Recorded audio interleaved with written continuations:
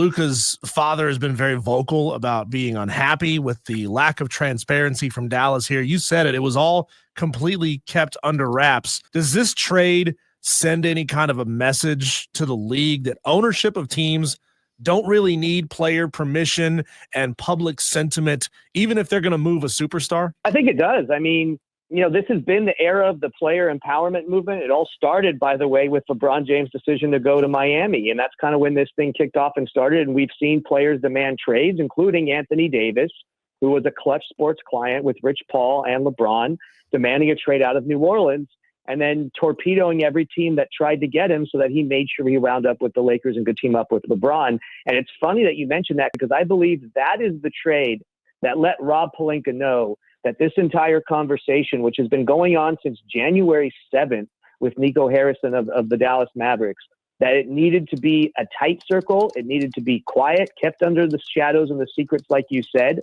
because if it got out, it could potentially not only tank the value, you could be dealing with fan backlash, like we're already seeing in Dallas with the fake memorials they've set up for Luka and the coffin they had out there and stuff. And you can look at this Jimmy Butler example of how you don't want these things to play out. You don't want leaks. You don't want this to happen. So I understand the frustration from Luka Doncic's dad. He would have liked to have been told about this. I'm sure other teams in the NBA would have liked to know Luka was available and they could kind of create the best package for him. But in the Lakers case and the Mavericks case, it's two gentlemen who've known each other for 20 plus years. They trusted each other. They were able to do this in private.